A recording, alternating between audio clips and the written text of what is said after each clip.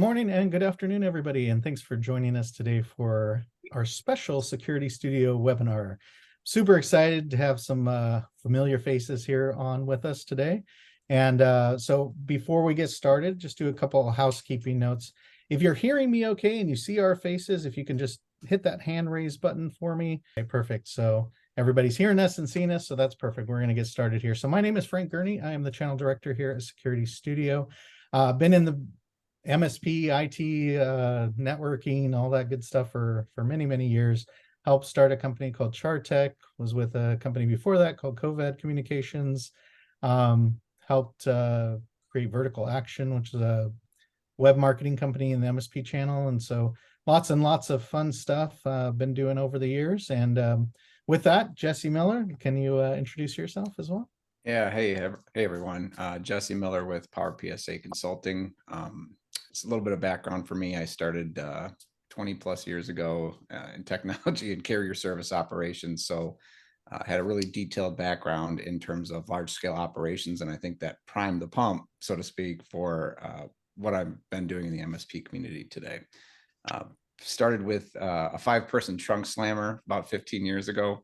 It's fun times. I got some stories I could tell you, but all that to say, helped build that up to an 8-figure business, both full-fledged MSSP and MSP services. I was the CISO there for many, many years. When that business was sold, went and ran a CISO program for a larger MSSP. And then now run PowerPSA Consulting, where I help MSPs do what I did, and that's build and scale security programs for profit.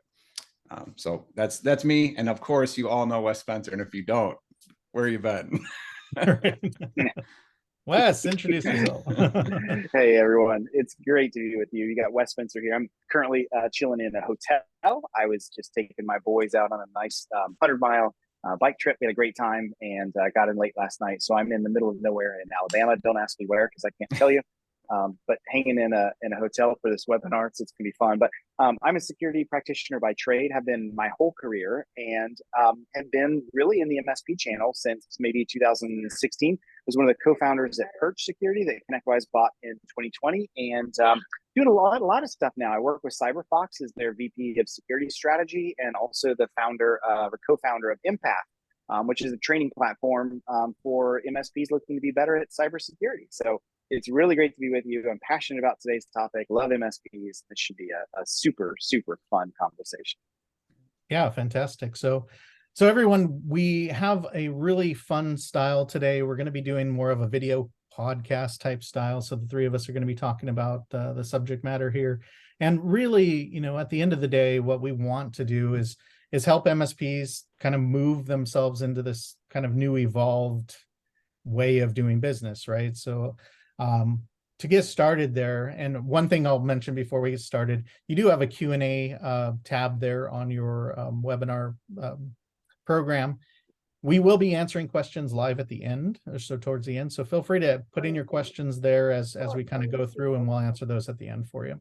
But yeah, so as we move through, so MSPs, it's funny, I liken right now to very much like the 2007, 2008 MSP. And the thing that we see is that, and I shouldn't say MSP, I should say IT break fix company, right? Because that's what it was then.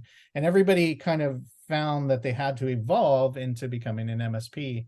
And what's happening now in our industry, if you look around, and a lot of us that go out to events and shows, I mean, the majority of vendors are cybersecurity vendors, are providing some type of cybersecurity solution.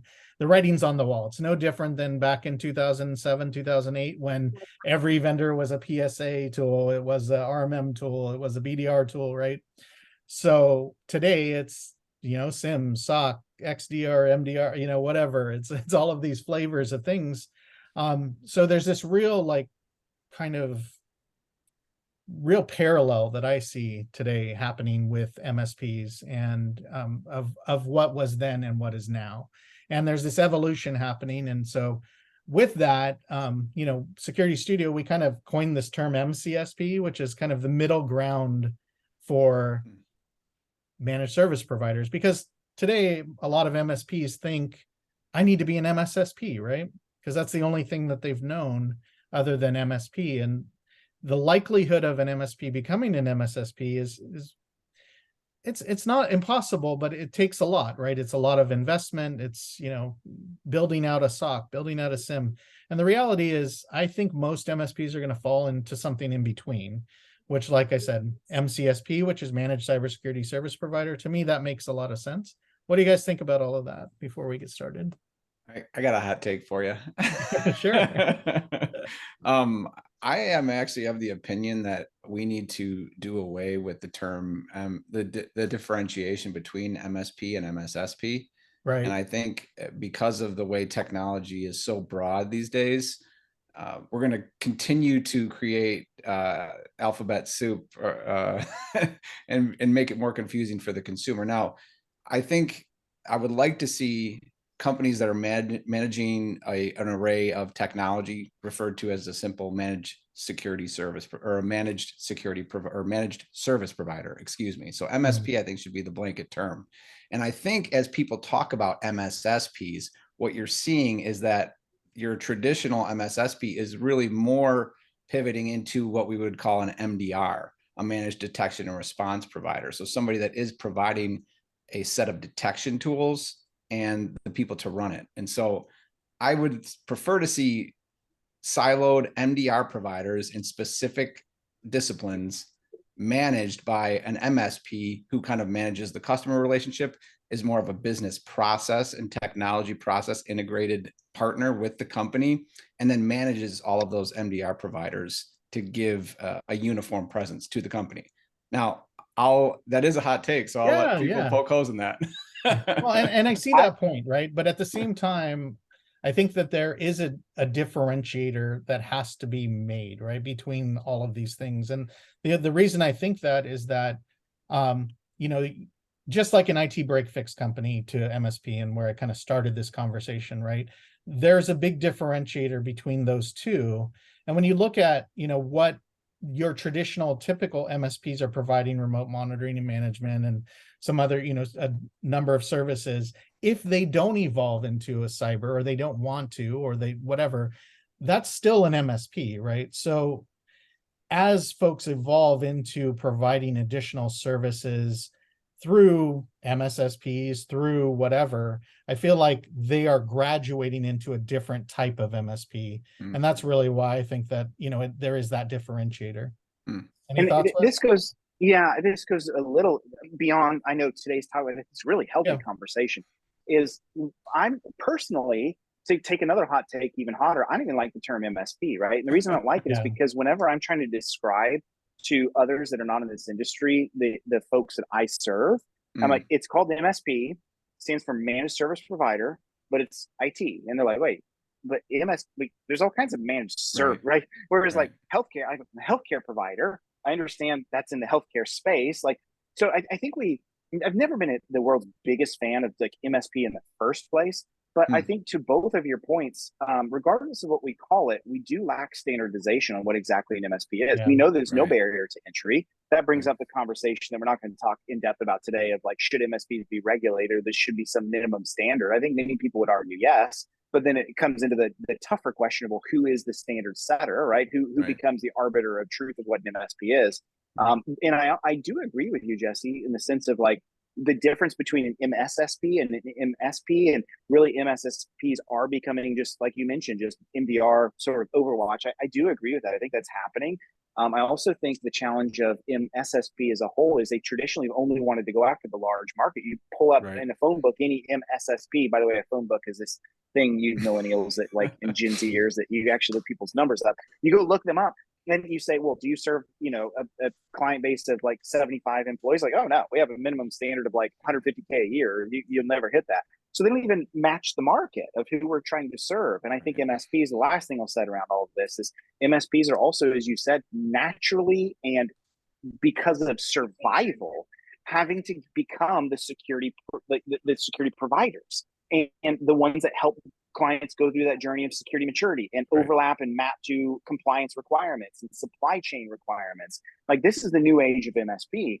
It doesn't, if you were to look at what an MSP does today, go back only 5 years ago, they would say, you're crazy. MSPs aren't going to be doing these things. Right. So the game has totally changed in what we're doing. Yeah, it's definitely an evolution, and that's what, kind of the point of all of it, right? And you guys sit in as many conference, at events where people are talking, and that's where, this kind of popped into my head anyway, was like everyone's, lots of people are telling MSPs, you have to become an MSSP, right? And the reality is that's not necessarily the next evolution for a traditional MSP, right? So, yeah, so with that, I know we have some other fun stuff we want to get into here, and really, going down the lines of this evolution for MSPs is, we talk a lot these days about things like vCISO services, virtual, CISOs, like that folks can be, so chief information security officers. And really, for that evolution for MSPs, this is another evolution for them of opening services. And the one thing I like to say is that really the MSP has lived in the S in SMB, right? And vCISO services opens the M up in SMB for MSPs, which is amazing because that's a whole new line of revenue. It's a whole, another level of the amount of revenue that can come in, right? Because, medium-sized business will spend a lot more money than traditional, small business. So as we go through this, I mean, the whole thing here is, how do you start that conversation with folks? How do you baseline? How do you do that? So I think, what we want to talk about is what MSPs or, any vCISOs, even as they go into an environment today, what are they doing wrong, right? So what are the mistakes that they're making? And, how do they go in doing this? And my take, obviously coming from SecurityStudio, is that it all starts with a risk assessment. It's the easiest way. Walk in the door, say, this is where we start, and it gives you the ability to baseline, to understand what their environment needs, and then you can kind of take it and build out your stack or your solutions from there for that customer. What are your guys' take on that? I'll jump in. I'll go first. Oh, go ahead, Jesse. Literally, we're jinxing each other. Yeah. Okay, I'll go first. Yeah. So I agree. I think a risk assessment is not only the natural starting place, but I think it needs to be the starting place, because every client is coming into this with totally different expectations that you don't naturally know. Do they care about security? Have they gone through some kind of incident that, like, they really do care about this? They literally think this is a waste of time and money. All they want you to do is keep their IT lights on and keep the green lights on so that you don't have to worry about it. Do they think you're already doing it and you've always been doing it? Have you been the one that's been saying that to the client for all these years? And that they just assume because security is an offset of IT in the sense that we're protecting IT things, that you're already doing it. So a risk assessment is the single source of truth that lets us show where the client is at, show where they compare and stack up to their peers, show some of the big things that they need to be working on, all based on not what I think is good, but what others think is good according to a blueprint of success. Usually a good risk assessment is mapped to something like, the NIST standard for security, like the 800-53 to get technical, right? So that's the important part of it. And the thing I'll say about all this when it comes to risk assessments and why I think they're really important is, again, let's lean on, I just mentioned healthcare, let's lean on doctors for a minute. Look how they do things. I don't come in with a damaged knee and say, hey, doctor, I got some blood here and I can't really walk. He's like, well, break out the bone saw. Let's go, buddy. Like they're gonna do a lot of work. Let's find out what's wrong with you. Would you have any prior history? Let's do something, any medicine that you're on. Let's get an x-ray, maybe a CAT scan. We're going to do all these kind of assessment things to build a treatment plan according to what your symptoms are. And I think if we're not doing that in the world of IT, we're really missing out, because now the client's coming at this from the perspective of like, well, why do you think I should do this and this and this? I'm not going to pay for that. I don't need this. Well, we can start with an assessment. And so that's an important prerequisite. Yeah. I'm just to kind of maybe pile on a little bit with what Wes said. Yeah, I think we're all in agreement here that has to be the starting part.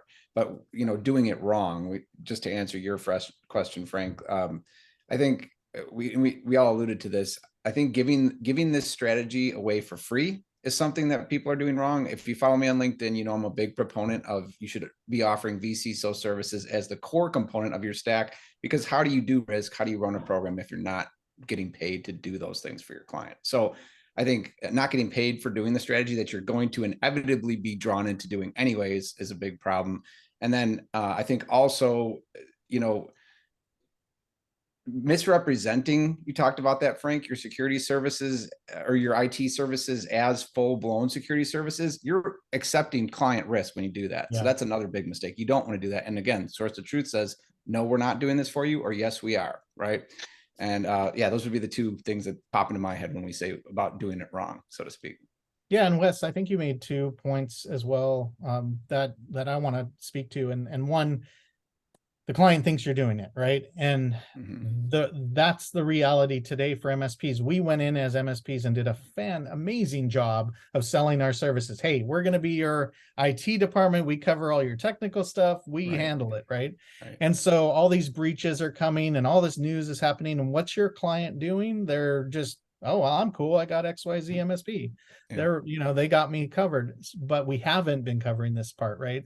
So to go back into those existing customers and do a risk assessment for them and say, look, here is where you're at today. This isn't something we've covered in the past, but what's great is we now have this new tier, right? That does cover that. And if you want to go to that, then we cover all of that. And if they say no, then you have them sign something that says, I'm not liable if you get breached.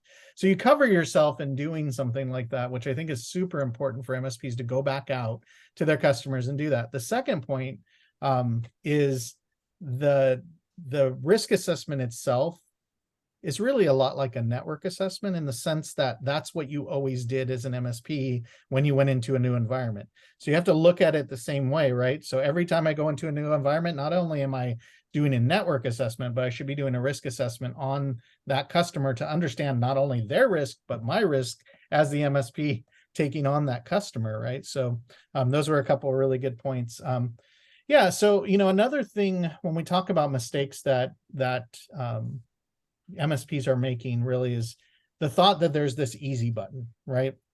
That there's something that I can just throw on the network and it's going to do all this for me, or wanting that, you know, and of course everybody wants that, right? From the network assessment all the way up to a risk assessment, we all want something that's as easy as possible. But at the end of the day, what I truly think, and you go back to MSP sales and building relationships and all this, how do I get a $5,000, $10,000 a month agreement? Well, it's by building a relationship. So when we talk about a risk assessment, you're going to sit down with the customer and you might spend an hour with them. You might spend 2 hours with them, right? You're going to do that. And to Jesse's point of you should be charging for that. Absolutely. You should be charging for that time and baselining, getting a baseline. But in that same respect, if you spend an hour or 2 with somebody and you walk them through a risk assessment, you look at everything in their environment, you have built a relationship with that business, with that company, and with that owner. And that's a lot different than if someone throws something on the network, lets it run, emails them a quote and says, here's where we're at right now. It might be a little bit cheaper, but did they cover everything? Did they build that relationship? What do you guys think of that? Yeah, I think absolutely. When you're talking about education and opening up, you know, and opening up lines of communication, yeah, you're not getting paid for that necessarily, right? We're talking about a sales process and asking good discovery questions like, how confident are you that you can respond to an incident? Are you really confident? Are you kind of confident? How do you know? Like, those are all things to get people starting to think, right? And you're not going to get paid for that necessarily. And I think I was more referring to, you know, the different types of businesses that we're serving. I mean, that was more to your point of the S and SMB, right? So yeah, if you have a client paying you $2,500 or $5,000 a month, you're not going to be able to get them to spend, you know, $7,500 a month for a full vCISO package. That's not going to happen. Right. But what you can do is you can package those services down, make them more prescriptive, and charge them maybe $2,500 a month, right? And do a quarterly meeting as part of your QBR. Have them in a risk tool, and you're reviewing your risk with them, and you're presenting that to them and putting that in front of them, you know, at pre-designated touch points that allow you to compartmentalize, modularize, and package those services at a digestible price point for those smaller businesses. So that, yeah, that's the way I was looking at it. Yeah, and I think there's a difference too, right? There's your existing customers, which I think you can go back out to and do a risk assessment, maybe at no cost, right? Because you want them to be informed. You want them to know where they're at, and you want to know, hey, I've got this new stack of services that can help you cover this, and maybe you just add on this much per month to do that. And then there's the new customer, right, and potential customers, and then there's what I think everyone needs to know their risk and do that. Every business, it doesn't matter the size, the shape, the color. Then there's compliance customers, right, that have governance needs, compliance requirements, all of that, and that's a whole different thing as well. So you have all these kind of new avenues of potential partners or potential customers that you can go after, potential clients, through all of this. So we're going to move on. So we want to talk about why is all this stuff important. And I think one of the things that we hear a lot about is that clients just don't grasp what a breach means, right? We hear about it in the news. We think our MSP's covering us for it, but what happens when there's a breach, right? And it's really hard to even get someone to understand what it means to get it breached, what that has to do, how do you lay it out? And Wes, I think you have some stories around, or a story around that you might want to jump in here. Yeah, happy to. So I've learned some things. One of the things I love to do, I do a lot of client events for MSP partners, and I really enjoy them. They're so much fun, because it's a good way for me to get a litmus test on, what's in the mind of a client. What do they think? What are their default assumptions? About a year ago, I did this really cool event with a partner of ours. It's sort of like a wine and cyber thing. So we went to some wineries, to all their locations. They're kind of in a lot of the NFL cities. And so did a lot of these big city kind of things. And one of the things I would do to open up the conversation is, I just say, I want to learn from you. Like, you guys had a cyber incident, you've heard ransomware, those kinds of things, where all your computers are encrypted and you can't get access to them. And not only do you have to pay the encryption, like the fee to the bad guys to get things decrypted, but you have to go through recovery. You don't have any thoughts on what that would cost for you, just open-ended. And I'd let people go around the room. They'd all give me their thoughts. And it's astounding. You have, from one end of the spectrum, people like, oh, I've read about this, 50K for sure. Like that'd be 50K. Oh, no, I think it'd be more like 100. I'm like, okay, yeah, interesting. And then, you have some people like, oh, that'd be like $48 million. I saw that on the news for like Colonial Pipeline, and so you get this big spectrum, but most people shift towards the very low end. And the reason it's the low end is not just because it's not that they're not educated. It's that they don't understand all of the ramifications that come into the cost of an incident. And the thing is, bad guys really do understand this really, really well. So for example, and you'll see this when you look at even cyber insurance policies. Look at the things that the policies cover.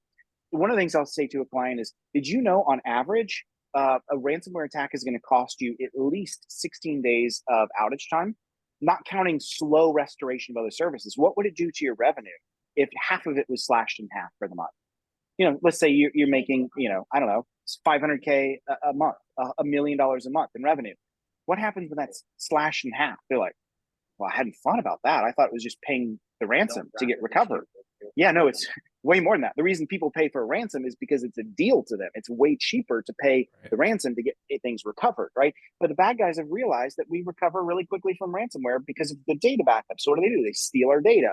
And now they're doing things like they're emailing our own clients. Hey, we have all your data. You better tell them that we ransom to pay up, or we're going to release all this data. You're going to be in trouble. And we're going to go reach out to your attorney general's office and make sure they know. So now you have data forensics. Now you have privacy laws. Now you have attorneys. Now you have potential litigation. These are things that the client's like, wait, time out. No one told me about any of this stuff. I'd never thought about it like that before. I never thought, if I've got clients in 14 different states and every single state has different requirements on notification laws and how we handle that, and they're going to come after me with fines. No one told me this. So the point is not to scare a client. That's the worst thing you can do. The point is just to say, let's talk about the baked in costs of what we're dealing with. Because as a business owner, it's your job to be thinking about, how do I deal with the risks to my business? Ignore cyber for a minute. The things that keep you up at night are the things that are going to keep your business from being operational. What are those things? If you've never considered the cost of the incident cost of an attack, well, let's talk about that so that you can understand if I need to put in X dollars to reduce the risk and give me quicker recovery against something that's going to cost me $10,000, it's probably not worth my time. If we're talking about something that's so important to my business, it could literally save me millions, that's something that I should care about, whether it's cyber or not, right? And so it's our job to change the language and help the client understand what we're talking about, why it's important. And I've just discovered by default, they're not going to understand it. They're not. So it's going to be our job to be an educator first. And we, just like you said, David, in chat, I don't think anyone else can see it because it's on hosted Yeah, I saw panels. it jump Yeah, up too. we don't want to scare them into Yeah, it. scare tactic. Yeah. Yeah, that doesn't work, because then they're just going to have their guard up. And here's the thing about scare. I'll just say this too. We can scare them once and it might work, but then what happens when nothing happens? Yeah. Now you're the boy who cried wolf, and Yeah. now you've intentionally caused you're, so it's an adversarial relationship because you told me something that didn't happen, right? And that's never healthy for us. Yeah. Yep. Yeah, and that's true. You know, so it's interesting take as well. And I think when we talk about the parallels, right? So this is how people were selling BDRs for so long. Yeah. Is that kind of maybe scare tactic, or hey, you know, if you lose all your data, you're going to go out of business. And this is, you know, so I hear in presentations a lot of the same stuff when it comes to cyber, right? And cyber breaches. And you're probably right, Wes. And I think this way too, that the scare tactic isn't the way to go at this with your customer, because, you know, you're the boy who cried wolf when nothing happens. But at the same time, you could also say, well, we've been protecting you, right? If you're doing that, but there's a better way. There's educating them, asking them the questions, right? What do you think? What do you think would happen? And then having that line of, here's the things that could happen and here's where it would be, and taking them down a line that you want them to be. So Wes, I'd love to see that from you sometime, that kind of line of questions that maybe they could ask that lead into all of those things, that it kind of drives them into answering their own questions, right? So I think that's a better way of educating our customers on what could happen through a breach, is you take them through kind of a list of things that could happen, and what, you know, asking them questions around each one of those. Any thoughts on this subject, Jesse? Yeah. So just anecdotally, I was at a conference over the summer and happened to be in an Uber headed back to the airport afterwards. And the Uber driver found out I was in cybersecurity. You know, we were chatting and he said, "Oh, we're dealing with a ransomware incident right now. And it's, you know, day 16 or something like that, Wes. And we're still we weren't able to get any orders shipped yesterday because our POS system was still down. Our logistics system was still down." And he worked in logistics. So he's like doing this Uber thing as a side benefit. He's like middle management at this company. And I remember he said to me, it was really, I'll never forget. He goes, I wish somebody would have told us that it was like this. He's like, nobody knows. Like he goes, they need to do a documentary or something. He's like, if we had known it was like this, we would have been more prepared. And he was just almost flabbergasted by it. And that will always stick with me, because customers don't think about the ripple ramification effect of what the breach actually causes. So I agree wholeheartedly with what Wes said there, and ask those questions to start thinking about, hey, if you can't do business for 2 weeks, what does that do to your organization? If your 2 top clients leave you, what does that do to you 6 months down the road? Are you prepared for that? Because now we're talking about customer replacement and business risk discussion. So go ahead. Yeah, Jesse, I was going to say, you're right on. I love what you just said. That's right on the money, in the sense of that I wish I had known. So many people will say that. You guys have to bring me back on, and I'd love to do a talk on some of my favorite security analogies I like to use in my educated client, because Jesse, right in line with that, I have this one that I do. It's got a picture of a lighthouse. It's sort of like a dark, dreary kind of, but it's just a regular. So I'm like, will you guys give me adjectives to describe what you see? And people are like, oh, dark, kind of rain, kind of dreary. I'm like, yeah, you described it perfectly. And then I say, but here's the problem. You didn't see the rest of the image. I'll hit the button, and then it shows the full image from just a little slice, and it's this massive wave about to just swallow the lighthouse. And every time people go, whoa. And the reason is because if they just seen the full image, they'd be like, man, that's kind of crazy. But because I forced them into one view, and I force them to describe it, and then they see the rest, it's shocking to you, right? And then I share a story that you just mentioned of of an insurance agent that like a State Farm kind of local rep, And he was on stage with me and shared his whole cyber incident breach story. And the short of it is, I thought everything was okay, and then everything wasn't okay. We had ransomware everywhere. And he says the thing that will never get, by the way, it cost him about $1 million, and you pack in all the costs. And of course, the insurance agent didn't have cyber breach insurance coverage, right? It's just, cobblers and shoes, dentists and teeth, right? But anyway, one of the things he said at the end, he goes, what we learned in the forensic aftermath, bad guys were in our network for 30 days before they pulled the trigger on ransomware. And he said, I will never forgive myself for having 30 days and I had no idea. That's a powerful statement. Right. Yeah, wow. It is. Yeah. And, I think that the whole idea here is that it's really hard to get those customers to believe it can happen to them, right? Because that's the thing we've always dealt with is, it won't happen to me. It won't happen to me. It won't happen to me. Right. So, but it's happening more and more, and it's in the news, which is helping, so having that information to be able to get out there, sit down with your customers at the next QBR and talk to them about this, do a risk assessment. Any of those things are going to help you down this conversation of here's why you need to be doing this. Right. Yeah. So, well, very good. Thanks so much for that. It was really, really informative. So next is really like, how do we get started with all this stuff? Like, a lot of MSPs they're doing what they're doing. They're hearing a lot about this. And then you go to an event, you go to somewhere and you see all the shiny new objects, right? You got all these cyber tools and all this stuff going on here. And you buy something because someone is good at what they do, right? When they're standing there. But I feel like they're building a stack kind of ad hoc. You're just buying this, you're buying that because you don't really know a lot about it. Where do you guys think that an MSP needs to start today? And, how do they get going with all of this stuff? Yeah. Talking about this is probably my favorite thing. So I might go on a rant. You need to rein me in if I do. I think getting started here is it's common sense, and I don't want to be too trite about that, but I think starting with risk and making some small tweaks to even a spreadsheet or a table to start measuring risk in your client's environment is something that you can do tomorrow. And so I'm just going to go kind of down the line of what I recommend to MSPs getting started on the risk conversation, and actually and they've got the customer like, hey, we've convinced them they want to do a risk assessment. Now, how do we do it accurately, do it well, and make a difference in their environment? So I say take the CIS controls and even shrink those down when you're getting started. I mean, if you look at CIS V8, I think there's like 8, well, maybe not 8, but 6 user training questions. Are you training on this? Are you training on that? Are you training on that? Okay, you don't need all that getting started. Are you doing end user training? Yes or no? That's the only question you need. So go through the CIS and even boil those down. Pull out things. If your clients aren't doing software development, take out all the SDLC questions, right? The IG1, and shrink that down to a manageable set of questions that you can answer yes or no for your clients. Okay.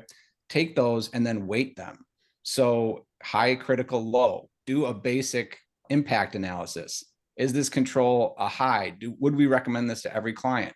Okay, EDR, yes. Every client needs EDR. You don't want to have an attacker in your environment for 30 days and not know about it. So that's weighted a 3. So use that weighted control assessment with a condensed version of the CIS and then third funnel, weight it based on the client's specific environment. And this is where you really start to make inroads with your client, because what they expect is you to slap a risk assessment on their desk and say, you're not doing X, Y, and Z. You have to buy all these things.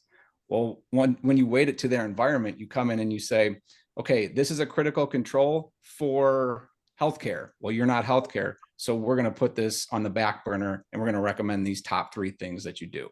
And so you customize it. We've customized it to your business. We understand your business and we have your best interest in mind. And here's good enough security that we're recommending for you.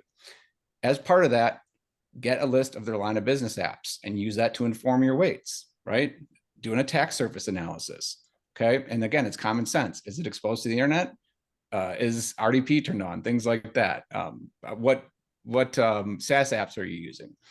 And bottom line, use those, create a risk assessment, make top 3 recommendations, and then you're off to the races with your vCISO program. I say, Frank, last thing, you should be getting paid for this. I think even if it's a little bit, even if it's $500, like there's the old adage, if they pay you, it's a different relationship. Yeah, So for sure.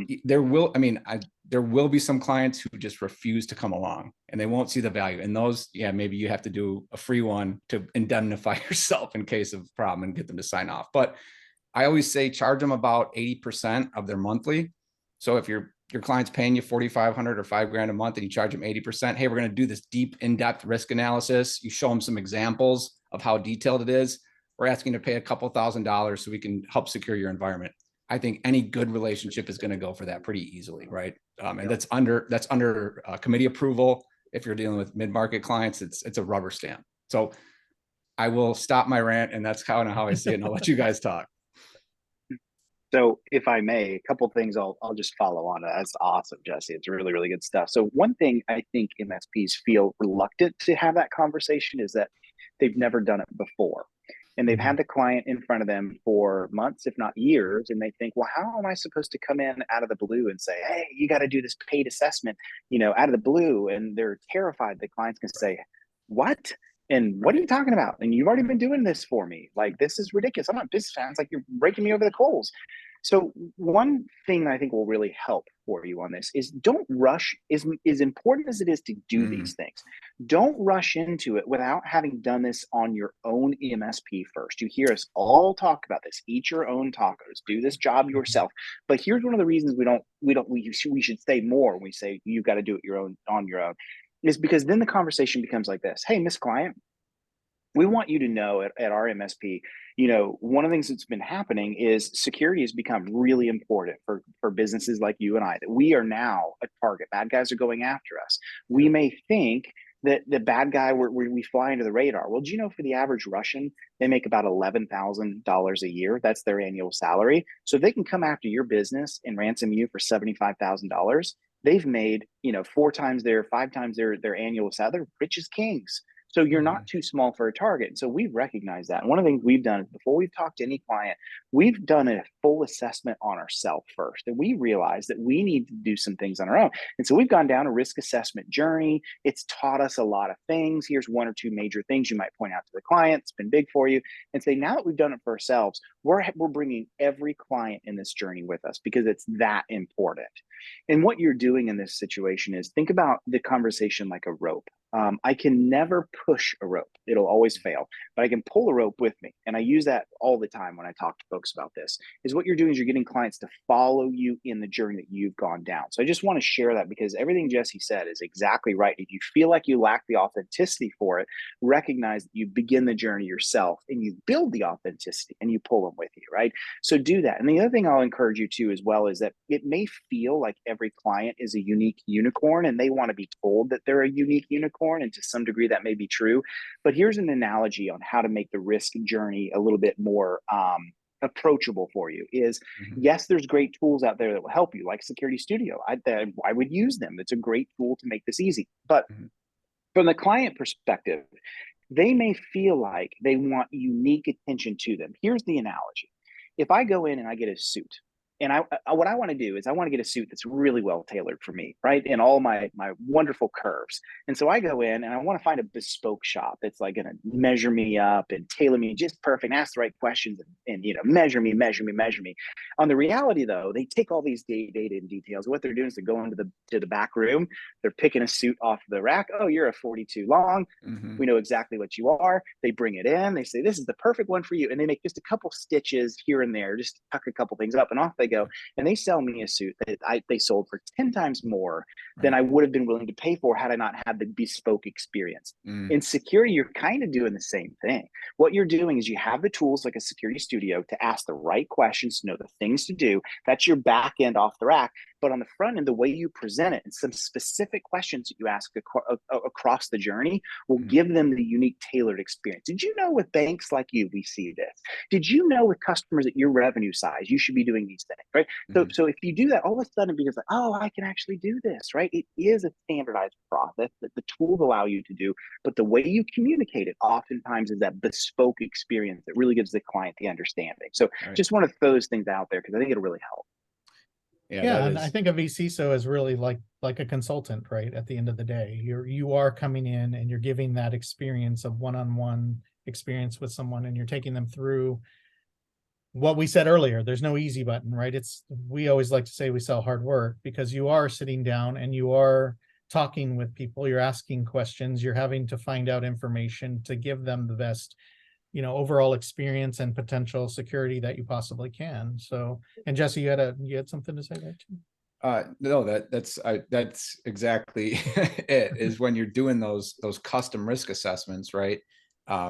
Probably over half the controls are going to be high because you've already boiled down the CIS IG1. There's not much, not much more you could push past that and still stay secure. But for example, penetration tests is a good one.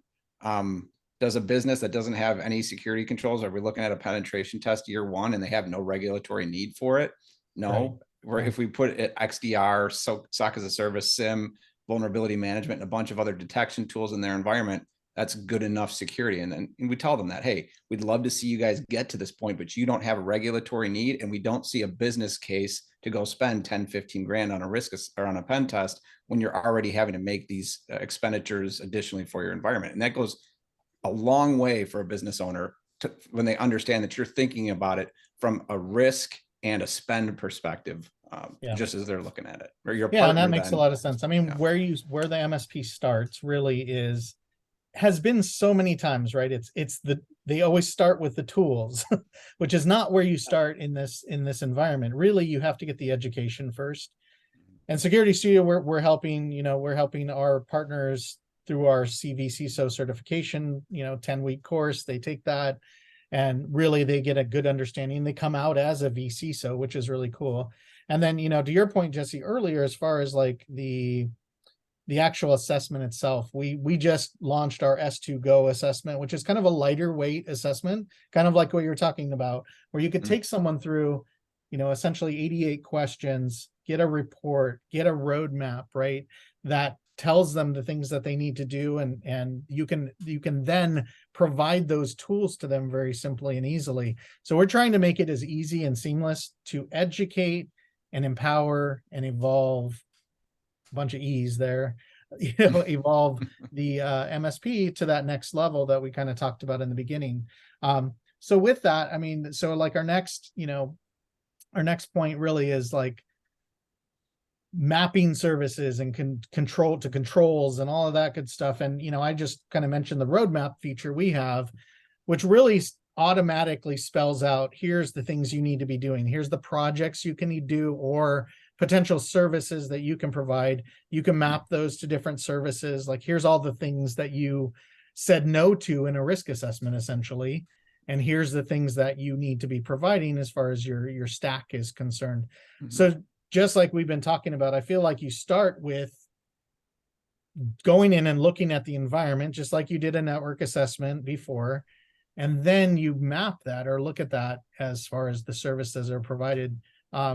Wes, what do you have as far as like mapping services to different things? What's your ideas?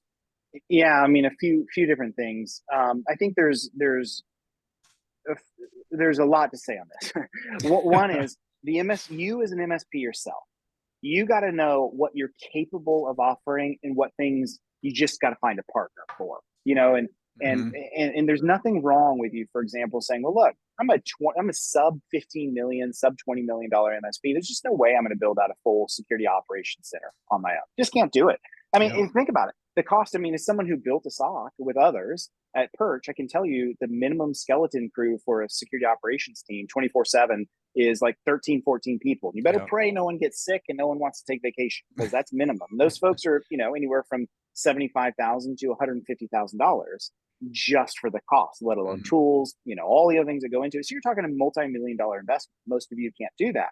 That's okay. That means you need to find a partner that can help you do that, right? So some of it comes down to those kind of discussions. And I can even show you guys, if you want to see, a guide that Kyle Christensen and I kind of wrote up on that. But the other perspective, and so just let me know, the other perspective, I think, when it comes to all this too, is just making sure that you're communicating these things to the client, being realistic to them and what they need. And the risk process should guide a lot of those things that they need to have in place, what they should be working on and focusing on. And the reality is, when you start this journey with a client from ground zero, there's 400 things they need to be working on. But if you give them 400 things, they're going to drown in analysis paralysis. And so what you really need to do is, as you mentioned, Frank, what's the roadmap of the most important things? What are the critical things that need to be worked on? If I'm going to a financial advisor and they say, hey, you're never going to retire at age 65, you're just hopeless unless you do these 400 things, I'm done. I'm just done. I'm just going to die in sadness. But if that financial advisor says, things don't look great, but here's 3 things. Let's settle these things right now. You're hemorrhaging debt. We're going to fix that problem, right? We're going to start building a whatever that you need here. We're going to do this. There's more things down the road, but if we can get these 3 things going now, that's going to set us on a track to really get things moving. Okay, cool. Now I'm ready to go tackle and climb a mountain for you, because now you gave me 3 things I can do. So the key is taking everything you have and distilling it to the client in the 2 or 3 things you need to be working on right now. And you know what that leads into? That leads into a discussion where you say to the client, hey, we're actually not doing this thing. We need to do it. Let's just say manage DDR, right? And that's going to cost you, $4,000 for the year to get that going. I understand that's an expensive outlay for you. My question for you is, can we do that now? Or do you need a month or 2 to kind of build a budget for that, right? And what you're telling to the client is, I respect you. I respect that I can't just magically make these things happen. A lot of times clients don't say no to something because they can't afford it. They say no because you sprung it on them with no time to spare. So if you give them some time to spare, here's what they're going to think. They're going to think, okay, I get it. I'm not super excited about spending that money, but I need to do it. I'm about to close this deal over here anyway. So this gives me the motivation to go close that deal, and some of that revenue I'm going to make out of that, I'm going to go do the right thing with you. So they're going to say, I can do it in 2 months. Okay, great. I'm going to come back. We're going to do it this date. We'll get this thing going, So that's how you have the conversation with them. That's kind of collaborative as you get down the journey. Yeah, I think I love the top 3, and that's exactly what I say to do. Is one should be your bare minimum security service monitoring services. That should be, thing 1, like you said, we need to get on. And then 2, security improvement projects, right? Whatever those may be. And that's where you start. So if you can probably get sign off on that, or you can at least spread that out over quarters over the course of the year. So I think that's dead on, Wes. Yeah, we're perfectly in line, because it's the same. I always say it's not about doing everything tomorrow, right? It's about what can we do over the next however long to get you in the best position possible, and continue to do that and continue to work on that. So you think about that from the perspective of the MSP, and when we talk about moving into that M in SMB, right? You really can create a ton of project work over time that is really going to help your bottom line revenues, right? So, and that's the other thing, that you didn't necessarily have a ton of that in MSP in the traditional way, right? You didn't have a ton of additional projects you were working on. And security, and it's funny because SecurityStudio uses our S2 score, which is very much like a credit score, right? And I always like to say, a credit, like my personal credit, I'm always working on my credit. Always, right? You're always trying to make it better, no matter what. And if I go and do something, I buy a car, or or I'm looking to get a loan, well, my points just dropped. So now I got to work on it to get it back, right? And so security to me is very similar, in the sense that we're always working on security. Tomorrow, a new vulnerability comes out. Tomorrow, something new the hackers figured out, right? There's always something going on in security. And of course, from a business, a medium or larger size business is concerned, there's always something new happening in their environment. So you're always dealing with something, and it's very similar in that analogy. And I love what you guys both said, just that, it's defining these few things you can do right now. Like, here's the things we can do. Yeah. But we need to make sure we're doing things over time to really continue this, because the days of a one and done assessment or a one and done security evaluation and project are over. It's something that is continuous, just as most managed services are continuous, right? Well, and here's the thing: it's good for you too to do it that way, right? You're building a revenue pipeline for yourself. In that, you're going to be having ongoing projects going on with this client, and you're not relying on these big bang. Back to the old break fix method. You're not relying on these big bang projects to try and make your quarter work, right? It's a steady growth model, and so I think that's huge, and it fits perfectly into the MSP model, right? So it's something to think about. Absolutely. So we got about 10 minutes. I'd love to, we have the Q&A. I know the chat's going, guys, but if you have some specific questions for the team here, you can add some questions into the Q&A. What we'd love to do is make this like kind of a series, do a few of these over time, these kind of webinars that we're doing here, which I think this video podcast kind of style works really well. It's definitely keeps the attention, right? We're not just going slide by slide, which is kind of cool. And we get to actually have our own thoughts, which is great. So if you have questions, guys, we'd love to hear from you. Go ahead and throw them in the questions tab there. We'll go in and answer some live here with you guys. And then also before we end, we're going to drop a few links into the chat there, guys. So you'll have some information on Jesse and Wes and how you can get a hold of them and check out their services. You also have some information on how to get in touch with us, SecurityStudio, and how we can talk to you as well. So you'll see that in your chat. If you have any questions, though, we'll go ahead and throw those up in there. And I see one in here from Dan. And Dan asked, what is your suggestion to get a prospect to agree to a risk assessment from a company that only handles cybersecurity and compliance, and we are not their IT provider? We get pushback every time because they have an IT provider and they think they're handling it. We know their vulnerabilities and risks. So how should they go in there and potentially get in the door with that customer? Yeah, I'll hop on that, and I don't know the details obviously, but I do say that I think it starts with a focused ICP. So I'm wondering if retargeting marketing efforts to go after people in the buying journey that are actively looking for a risk assessment, rather than tracking down prospects and saying you need to do a risk assessment and trying to, thank you, Wes, ideal customer profile, rather than tracking down a prospect and trying to educate them. So if you can find people past the education stage, past I don't know I have a problem stage, to I do have a problem and I need help, I think retargeting marketing efforts could be one way to do that. And I don't want to assume that you're not doing that, but that's just what popped to my head when I saw that question first. So I'll let Wes comment. Yeah, you put the nail on the head and just drove it right in. I think it's an ICP problem more than I think anything else. And here's what I mean by that.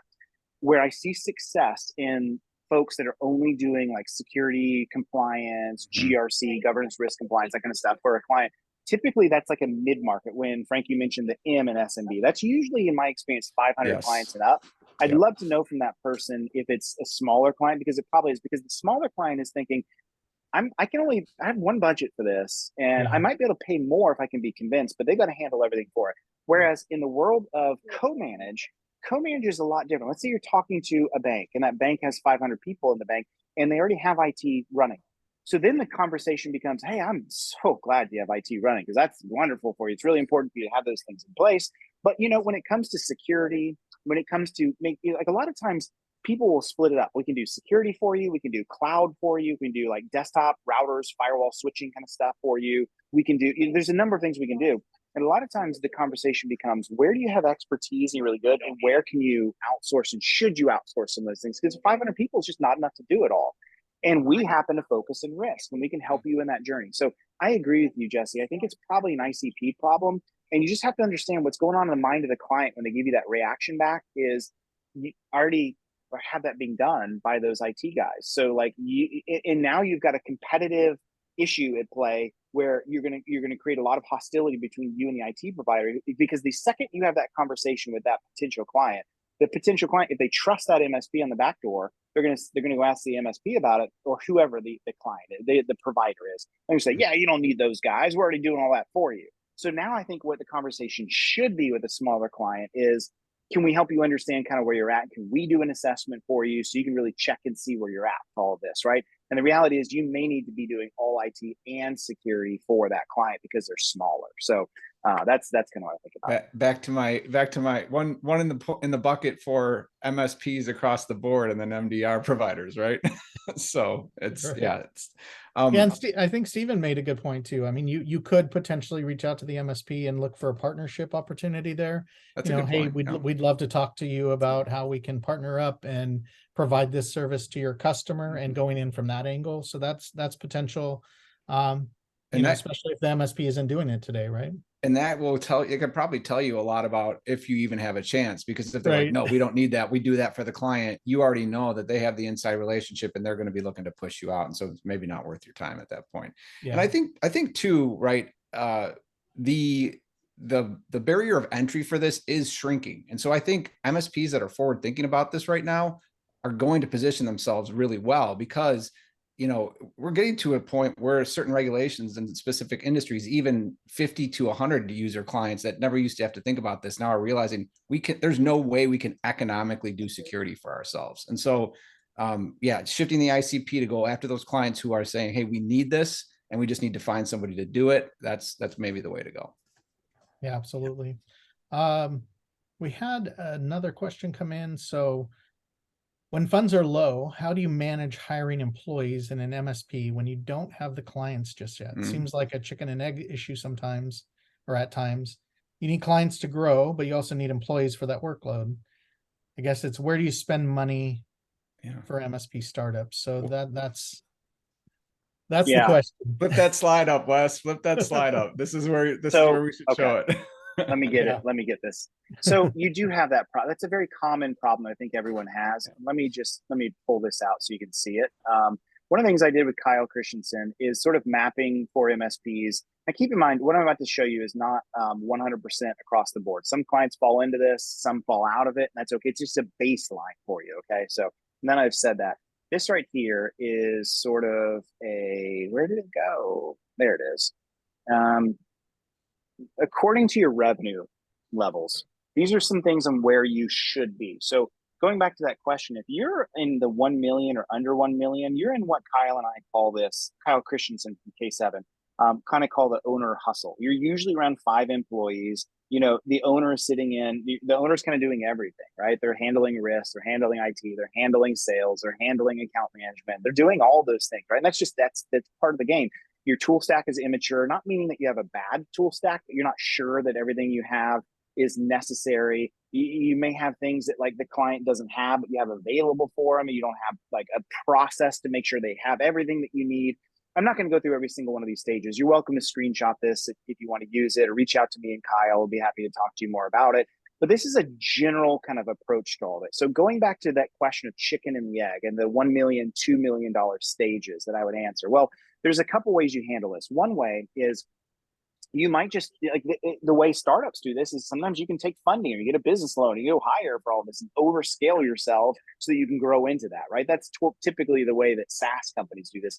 MSPs usually don't have that luxury. So what I would say is where I'd focus on things like security automation. I'd really be thinking hard about how do I automate all of these things. I'd really be thinking hard about how am I, like, not taking clients that are too big for me, because then you get eaten up with things that you're not ready for. And I would really start a specific industry focus. So maybe you build an ideal client profile around healthcare and you specifically target healthcare orgs that are of this size so that you can really rinse and repeat a lot of the things you're doing across all of those clients. Birds of a feather stick together. So you can really do some of that. You just have to understand, building a business takes a lot of risk taking, and you got to start with understanding, I just don't have the ability to do all of these things at once. So I'm going to start small, start with an industry segment, build it from there. And not just because I have a potential client that can make $10,000 a month off of, that's called concentration risk. And if your average deal size is $2,500 a month, and you recognize you go hire them at 10,000, that gives me the magical ability to hire one more person. Well, that one more person may not do it all for you, and you end up overstaffing. And what happens when that client leaves you because you didn't do a good job of it? Now you lost $5,000 or $10,000 a month coming in. Now you're in a real pickle. So just grow steadily and just stick with industries. I think that helps. Jesse? Yeah, I think something I wanted to actually talk about was knowing when to partner for what revenue level you're at. And so I think we talked about mapping controls from the risk assessment to specific services. And, you know, there's the old phrase, know thyself, right? You need to understand, what do we have the capabilities to deliver today and what don't we? And I say, do what's called Burger King the market, right? What does Burger King do? They wait for McDonald's to open up a place, prove out the corner, and then they move in across the street. And you can do the same thing with your security services. Have your controls all mapped and have partners that you work with that you can rinse and repeat. You have quotes, templates, you know what they charge, you know exactly how to kick services off with them, use them as an extension of yourself, automate into that. And then when you build out a certain level of revenue for a specific service that you can hire someone for, then you build a team and do it that way. And that's an easier way to bootstrap and scale with less risk than alone or taking on those, you know, those rhinoceros clients, right? So yeah, that was a great question. And yeah, we're at the top, we're just about at the top of the hour, but I also want to throw in something real quick there. You know, the idea of building out an MSP now that does all the MSP type services, is that something to think about? Or do we go down the security road, right, where you're differentiated from all those other MSPs that are out there today? That's something to think about. Could you do that? You absolutely could. So with that, guys, I want to thank you. This was super informational, super great webinar, and I look forward to our series here and doing more of these. Everybody who attended, thank you so much. You can check out the webinar chat there if you want to check out Jesse's services, Wes's services. If you'd like to set up a demo with SecurityStudio, go ahead and click on our link there as well. If you'd like to check out our CISO Academy course, check that out. It's a great way to jumpstart and get you into all of this good stuff. Thank you so much, guys. I really appreciate it, and have a fantastic day. Take care. Yeah. See you Thanks, guys. everyone. Take care.